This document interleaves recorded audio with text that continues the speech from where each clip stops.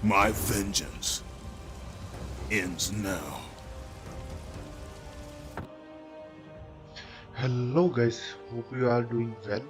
तो आज मैं जो सीरीज को एक्सप्लेन करने जा रहा हूँ उसका नाम है गॉड ऑफ वार। वैसे तो इस गेम इंट्रोडक्शन की कोई ज़रूरत नहीं है, पर फिर भी मैं बता देता हूँ जो ऑडियंस गेमिंग में नहीं है उनके लिए कि गॉड ऑफ वार एक most popular and famous game है। इस गेम के काफ़ी पार्ट्स पब्लिश हुए हैं, बस उन्हीं पार्ट्स को मैं स्टोरी में एक्सप्लेन करने की कोशिश करूँगा। होप आपको ये वीडियो अच्छी लगे। अगर आपको वीडियो अच्छी लगे, कुछ भी पसंद है, तो लाइक एंड सब्सक्राइब करने के बिना मत जाना। चलिए वीडियो शुरू करते हैं एक छोटी सी इंट्रोडक्शन के बाद।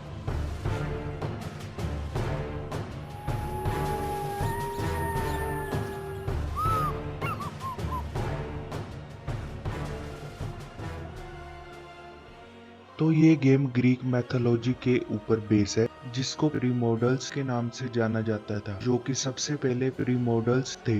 उस टाइम में प्रीमोडल्स का फाइट का सीन हमें दिखाया गया है, हमें जिसमें वॉर के रिजल्ट में फ्यूरिस का बर्थ होते हुए दिखा। फ्यूरिस एक मॉन्स्टर है जो किसी की भी सखी नहीं है, गॉड, टाइटन या मोर्टल्स किसी की भी नहीं। इनका काम है कि अगर कोई इंसान या क्रीचर गॉड को दी हुई ओथ तोड़ता है, तो ओथ मतलब प्रॉमिस, अगर वो तोड़ता है तो वो उन्हें पनिशमेंट देती है। फिर नेक्स्ट सीन में हम देखते हैं कि अभी का जो टाइम है वो टाइटन्स का टाइम है, वही अर्थ पे राज करते हैं।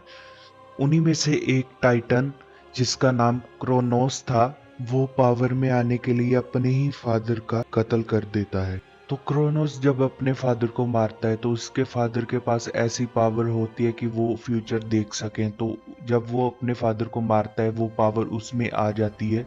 तो वो उस पावर को यूज करके देखता है कि उसका बेटा भी उसे ऐसे ही मारेगा, तो इसीलिए वो अपने बच्चों को मारना स्टार्ट कर देता है। कुछ बच्चों को वो मार देता है और कुछ बच्चों को अपने पेट में कैद करके रख लेता है। लेकिन क्रोनोस की वाइफ अपने बच्चों को मरते हुए देख नहीं पाती, तो वो अपने लास्ट बच्चे जो कि जूस होता है उसे उसे भगा देती है। और जूस भी एक गॉड है। वो पंछी जूस को एक आइलैंड पे लेके जाता है जहाँ पे एक और टाइटन गाया उसका उसे बड़ा करती है। तो जब यूज बड़ा होता है तो गाया जूस को अपने भाई बहनों को छुड़ाने के लिए बोलती है, पर जूस गुस्से में अब सभी साथी गॉड के साथ पूरी टाइटन आर्मी पे ही हमला कर देता है। अपने फादर की गलती की सजा वो सारी टाइटन आर्मी को देता है और सबको मारना शुरू कर देता है। वॉर के लास्ट में हम जूस का सबसे पावरफुल वेपन ब्लेडफुल इम्पेक्स को देखते हैं, जो जिसकी यूज से वो एक ही बारी में सारे टाइटन्स मार देता है और बचे कुचे टाइटन्स को वो बंदी बना लेता है। तो उन्हीं में से एक टाइटन अपनी मौत को देखते हुए अपनी ओथ तोड़ देता है और यहाँ पे फ्यूरिस का पहला शिकार बनता है। तो फ्यूरिस इस बड़े टाइटन को एक प्रिजन में कन्वर्ट कर देते हैं ताकि बाकियों के लिए एक एग्जाम्पल सेट हो। उसी के बाद हमें जूस दिखाया जाता है जो कि टाइटन को हराकर किंग ऑफ गॉड बन चुका है अपने बाकी फेलोस गॉड्स के साथ। और क्वालिटी टाइम के लिए यूज वहाँ पे इमोर्टल वुमेन्स के साथ गचम काफी करता है, मतलब इंटीमेट होता है। उन्हीं इमोर्टल्स वुमेन में एक औरत क्रेटोस को जन्म देती है, जो कि हमारा मेन कैरेक्टर है इस गेम का। वहीं जूस हरिया से शादी करके अपने बच्चे अथीना, अरिस और हरकुलिस को जन्म देता है। एरिस आगे चल के गॉड ऑफ वार बनता है, लेकिन एरिस अपने फादर को ओवरथ्रो करके राज करना चाहता है। तो इसीलिए एरिस वन ऑफ फ्यूरी के साथ इंटीमेट होके पावरफुल वॉरियर बनाता है जो जूस को डिफर्ट कर पाए। लेकिन उनका ये एक्सपेरिमेंट फेल हो जाता है और एरिस कोई और पावरफुल वॉरियर ढूंढने लग पड़ता है। फिर हम क्रेटोस को देखते हैं जो कि अपने भाई के साथ, जिसका नाम डिमोन है, और डिमोन के बर्थ से ही बॉडी पे मार्क है, और वो दोनों दोनों ही बचपन से ही सबसे पावरफुल वॉरियर बनना चाहते हैं। और वहीं दूसरी साइड ओरिकल से जूस को पता चलता है कि गॉड ऑफ एक्लिप्स की बर्बादी टाइटन के थ्रू नहीं बल्कि एक इमोर्टल मार्क वॉरियर के हाथों होगी, जिसके बॉडी पे मार्क्स हो।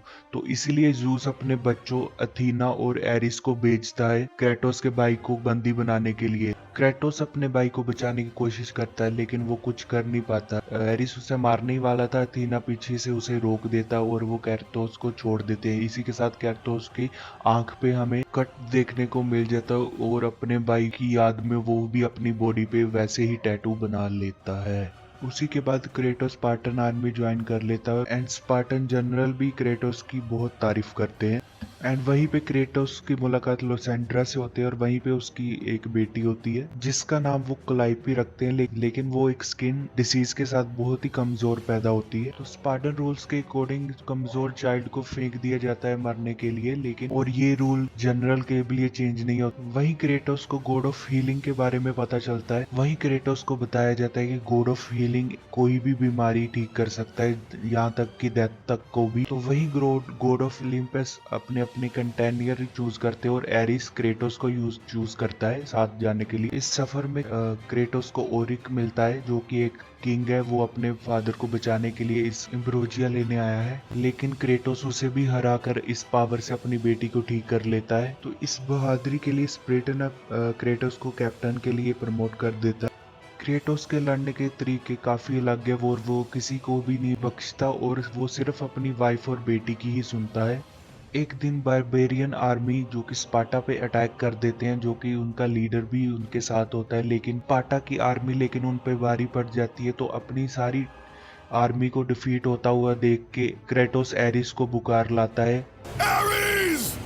Destroy my enemies, and my life is yours! अब एरिस सारी जिंदगी इसी मौके के तलाश में था, क्योंकि मैंने सबसे पहले आपको बताया था कि एरिस एक वॉरियर ढूंढ रहा है, तो उसी के साथ वो क्रेटोस की हेल्प करता है, उसे वो ब्लेड देता है और ये गर्म जंजीरें उनसे क्रेटोस को याद दिलाती रहे कि वो एरिस का गुलाम है और एरिस उससे बहुत से। अब क्रेटोस एरिस का गुलाम है तो उससे वो हर तरह के बुरे काम कराता है, जैसे किसी को मारना एरिस के एक ही इशारे पे कर देता है।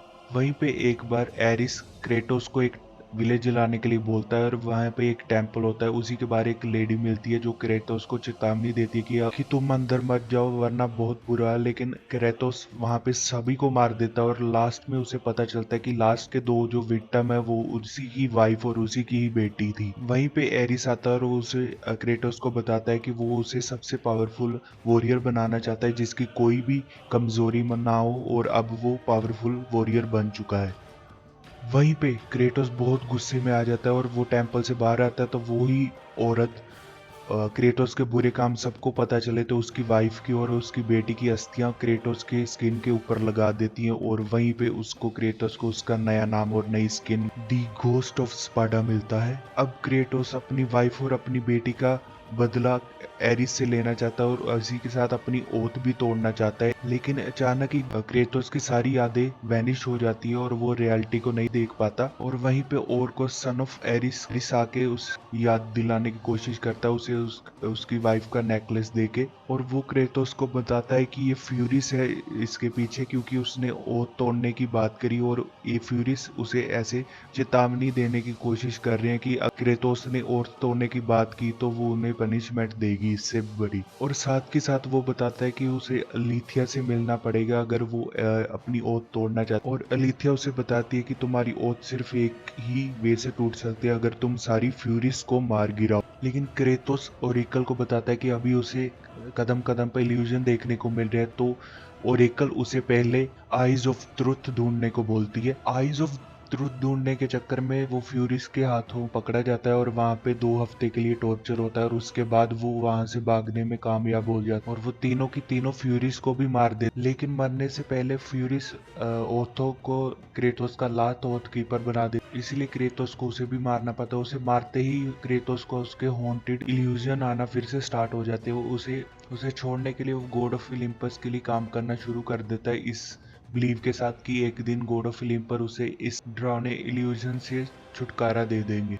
अब क्रेटोस गॉड्स के लिए काम करता है और वो उनके कहने पे काफी वेरियस काम करता है और इसी के साथ वो वहीं क्रेटोस अपना नेक्स्ट टास्क पूछता है, तो वहीं सन गॉड हीलियस नीचे गिर के सारी धरती पे अंधेरा कर देता है और वहां पे अथीना बताती है कि सन गॉड हीलियस की कहीं गायब हो चुका है, और साथ ही के साथ वो ये भी बताती है कि स्लीप गॉड मॉर्फियन गॉड्स के ऊपर काफी हैवी हो चुका है। एंड वो उसी के साथ क्रेटोस को हीलियोस को बचाने का टास्क देती है। हीलियोस के टेम्पल में हीलियोस की बहन इलोस उसे क्रेटोस को बताती है कि टाइटन टाटलस को किसी ने आजाद कर दिया है एंड आजाद हो उस टाइटन ने हीलियोस को उसकी सन पावर के लिए कैद कर लिया है और वो भी क्रेटोस को उसके भाई को बचाने के लिए बोलती है और बदले में वो उसकी बेटी के नाइटमेयर जो उसके फ्लूट की वे में आते हैं उससे आजाद कर देगी।